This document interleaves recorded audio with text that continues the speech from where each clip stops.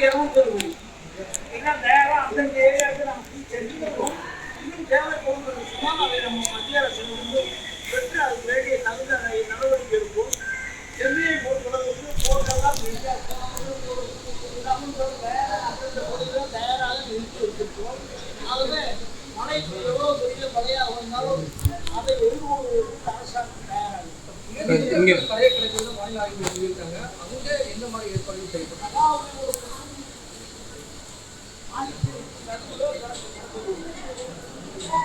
அந்த பகுதியில் வேண்டிய ஏற்பாடுகள் மாவட்ட ஆட்சியர்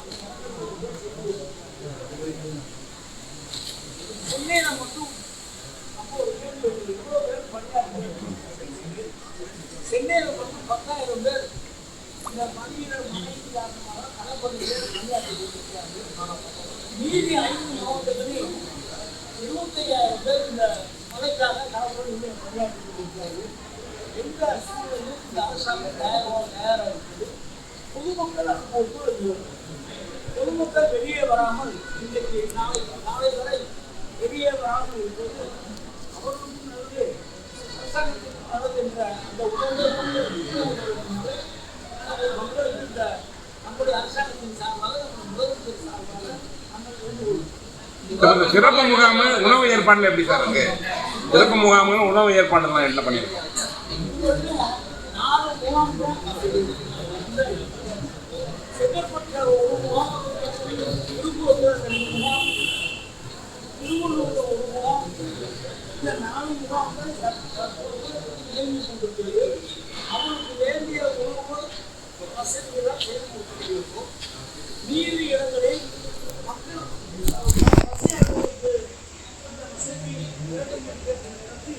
சமையல் செய்து அவர் வீட்டுக்கே அந்த பணியும் ஓயமாக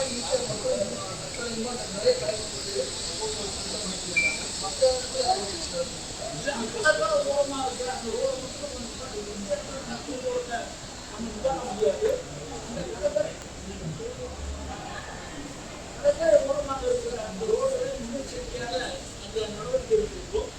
இன்னும் வேறு இடங்களுக்கு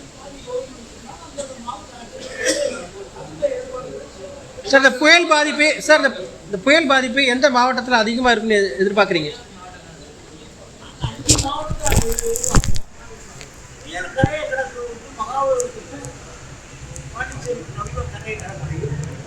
அந்த பகுதியில் நமக்கு பாதிப்பு எதிர்பார்க்கணும். அதுக்கு வேண்டிய முன்னேற்பாடுகளை நாம் செய்யணும். பார்த்தோம்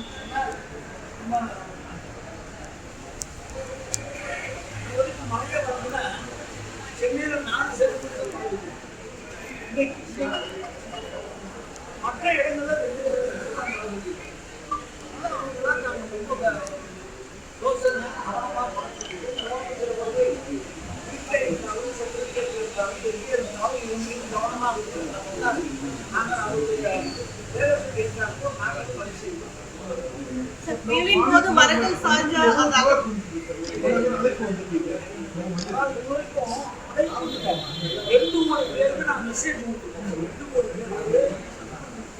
மெசேஜ் வந்து நம்ம வந்து முன்னெச்சரிக்கை மெசேஜ் வந்து ஃபோன்லேயே இருக்கு.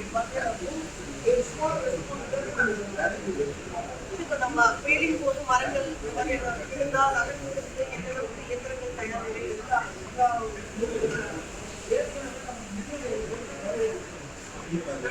வச்சு அந்தந்த மாவட்ட சென்னை மாநகராட்சி வேண்டிய